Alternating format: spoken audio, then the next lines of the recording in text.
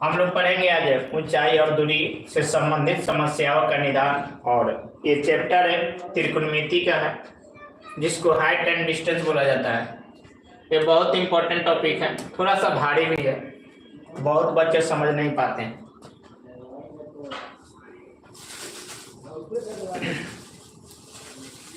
तो यहाँ पे पहले सबसे पहले हम तो कुछ त्रिकोणमिति के कंसेप्ट हम बताना चाह रहे हैं आप लोग को, जो जरूरत पड़ेगा यहाँ पे। पहला बात समझिएगा सर, थोड़ा सा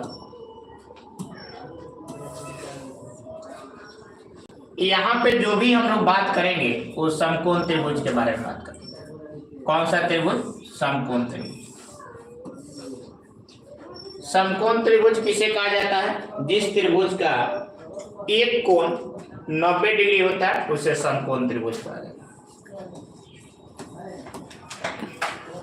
थोड़ा ध्यान से समझिएगा, ये सब बेसिक बातें हैं, ये सब का जरूरत पड़ेगा बाबू।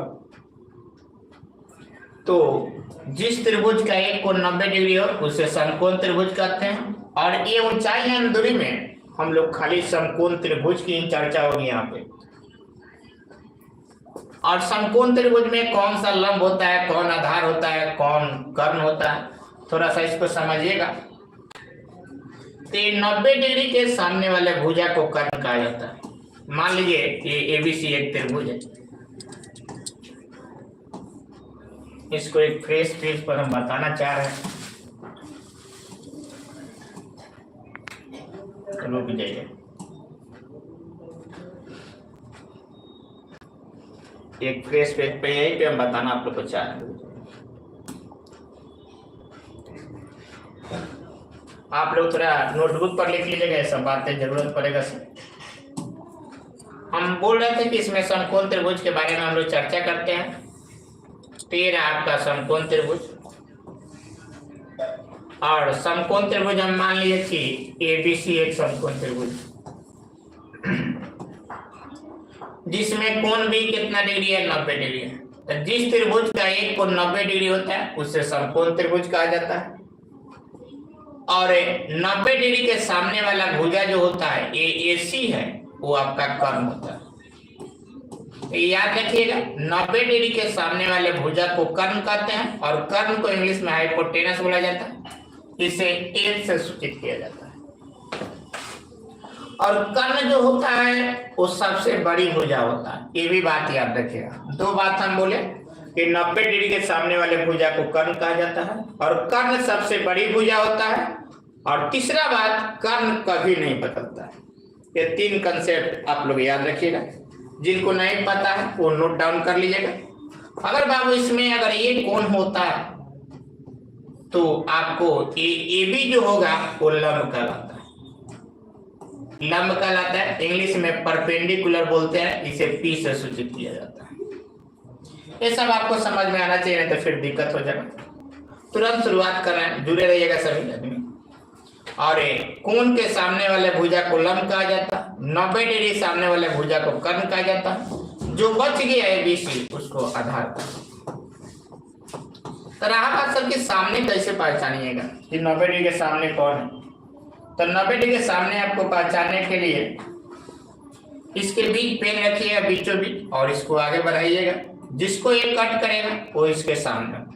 मान लीजिए इस कोण के सामने वाला भुजा, इसके बीच पेन रखिए, इसके जस्ट सामने ले जाइए, तो ये लंब कहलाएगा।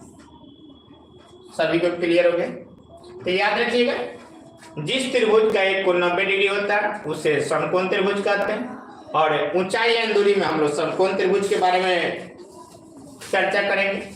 और 90 डिग्री के सामने वाला भुजा कर्ण होता है, कर्ण सबसे बड़ी भुजा होता है, और कर्ण कभी नहीं बदलता है। और ये कोण के सामने वाला भुजा को लंब कहते हैं, जो बच गया सो आधार। अगर ये कोण रहता तो ये लंब कहलाता, तब ये आधार होता। यहाँ तक क्लियर है? और इसमें एक सर ओके जावेद बाबू है सर। उसके बाद इसमें पाइथागोरस प्रमेय होता है, पढ़े होंगे कि कर्ण स्क्वायर बराबर लंब स्क्वायर प्लस आधार स्क्वायर। तो लंब स्क्वायर प्लस आधार स्क्वायर कर्ण स्क्वायर के बराबर होता है। इसका मतलब दो भुजाओं के जोड़ने पर एक तीसरा भुजा बराबर होता है। इसलिए हम बोले कि एक कर्ण जो होता है सबसे बड़ी भुजा होता है।